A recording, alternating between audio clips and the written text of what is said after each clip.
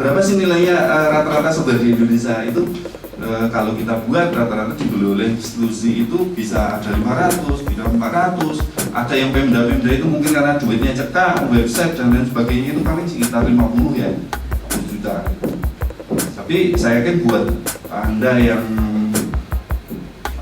merintis itu lumayan ciamik untuk modal bergerak. Nah,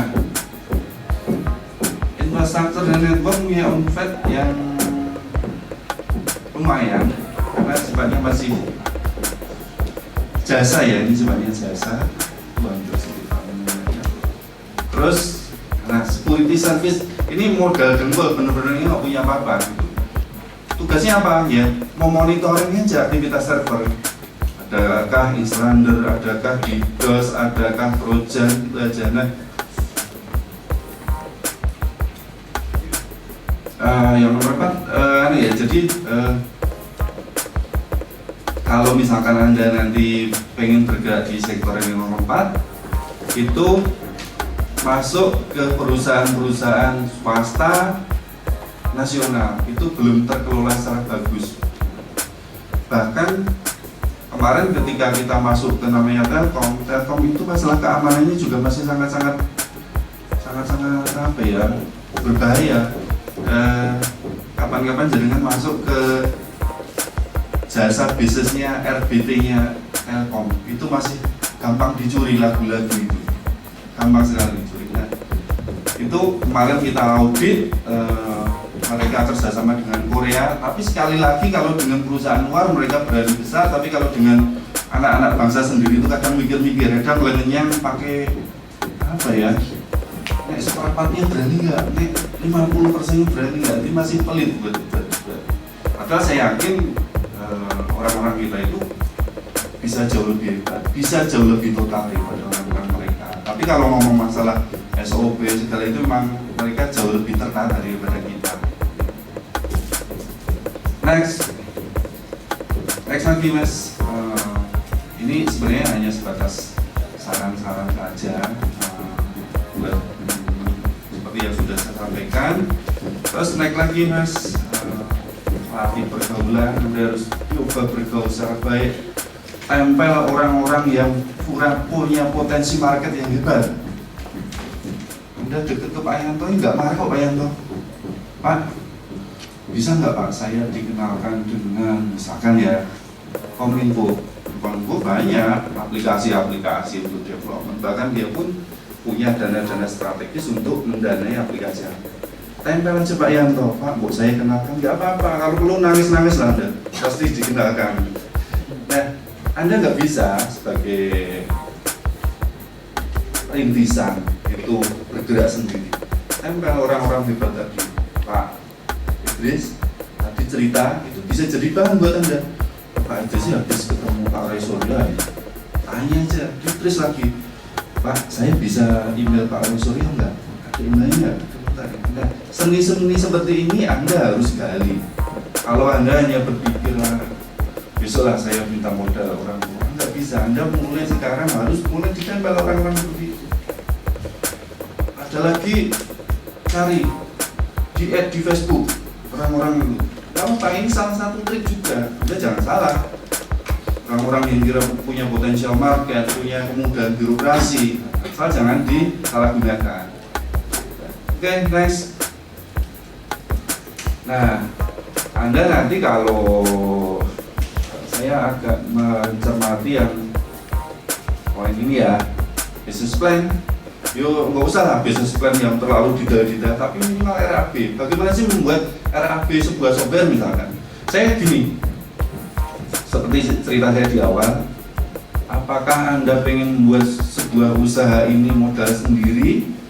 Kalau enggak pinjam sertifikatnya orang tua, kalau enggak pinjam tabungannya, kira-kira pilih mana sih? Bisa enggak kira-kira punya potensinya? Bisa enggak? Tolong dipikir-pikir. Ayah saya punya sawah, punya rumah, itu kira-kira punya potensi enggak untuk? Saya yakin agak berat memberikan modal ke Anda yang isinya secara fisik nggak kelihatan. Nah, nanti saya memberikan ini ya, yang poin yang nomor terakhir tadi adalah bagaimana membuat sebuah rancangan. Software-nya harus dihargai berapa sih gitu. Nah, yang konyolnya orang Jogja ini kadang memang agak ya, saya juga nggak terlalu suka, kadang kurang menghargai dirinya sendiri.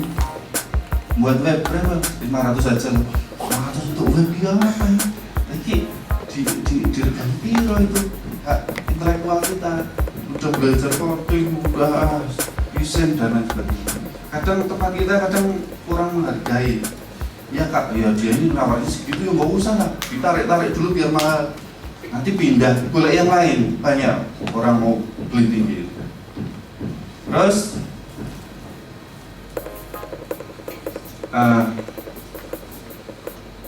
cari, nah ini modal awal Anda, cari kapital dari pekerjaan yang liquid lah, yang untungnya besar, gampang dilakukan. Nah, kalau saran saya sih, saya melihat peluang sebenarnya. Saya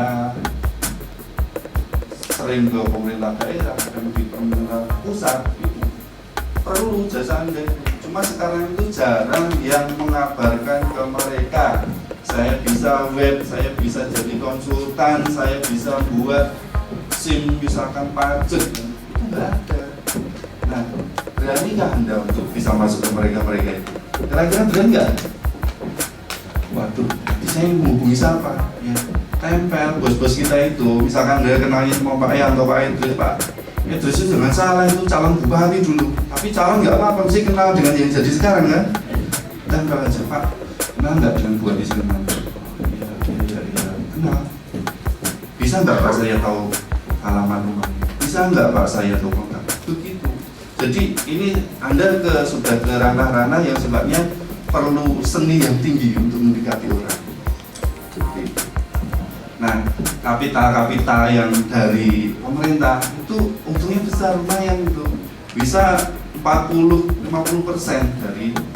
dari harga sebenarnya. Nah, kok saya mainkan ya? Nanti akan ada pertanyaan. Saya tidak pengen ke project, tapi pengen membuat sebuah produk. Oke, bisa jadi ini dalam rangka Anda nyari kapital, nyari modal. Judulnya aja dompet kosong, ya kan? Itu bisa pekerjaan. Nanti saya buat perbandingan ya antara project sama produk. Next mas. Nah, project ini seperti apa sih? Memang satu kekurangannya adalah perlu lobby yang kuat. Anda harus menempel orang-orang yang punya relasi pemerintah. Nah, produk tidak perlu kekuatan lobby, Anda buat aja. Nah, nomor 2 lebih pasti keuntungannya. Keuntungannya lebih pasti. Coba Anda buat misalkan sebuah aplikasi. Saya pengen buat website tiruan dari Facebook. Kira-kira ada ujungnya nggak ya? Kira-kira saya membuat lebih sekian balik nggak ya? Itu kan pasti akan muncul pertanyaan-pertanyaan. Tapi kalau proyek pemerintah sementara untuk cari modal, Anda jelas di situ. Misalkan sekarang itu pemerintah itu bisa kok nunjuk Anda membuat website. Kalau nggak perlu pakai proses yang aneh-aneh seperti di TV, ada penipuan, ada suap, ada lelang. Itu kan sekarang pemerintah itu di bawah 200 bisa langsung nunjuk. Ya buatkan website bisa, istilah penunjukan langsung. Nah lumayan lah buat kapital untuk bernafas perusahaan-perusahaan Anda itu. Terus proyek pemerintah itu bisa diutangi di bank. Ya, saya dapat pekerjaan cuma nggak punya modal, itu bisa diutangkan di bank. Kok sampai utang barang? Tapi kan ya namanya kita buat orang-orang yang masih rintisan kan perlu sebenarnya untuk modal. Ya kan? Terus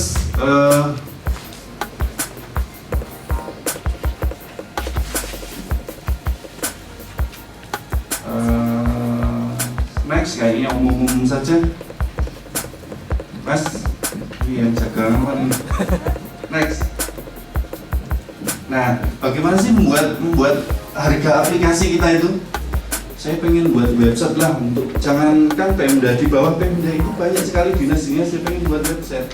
Misalkan di Jogja dinas pariwisata, ada dinas itu bisa jadi modal. Nah, ini saya bicara pengalaman saya ya ketika merintis unit kita. Nah, pembiayaannya gimana sih? Merujuk ada sebuah tabel ketika Anda menilai sebuah software. Jadi software itu kan sulit nilainya, tapi yang mempekerjakan kan jelas. Nah, ada tabelnya teman-teman semuanya. Jadi tabel mungkin Anda nanti ada S1 1 tahun, S1 2 tahun, S2 1 tahun, itu di harga berapa itu ada tabelnya. Pernah lihat ya? Dari Bappenas, ada dari Inkindo, ada salary guide. Itu Anda cari aja di mana ada. Jadi kalau lulus S1 1 tahun, misalkan dia keahliannya apa? Keahliannya adalah untuk database administration. Terus ada mungkin bagian desain desain gambar, itu ada harganya di sana.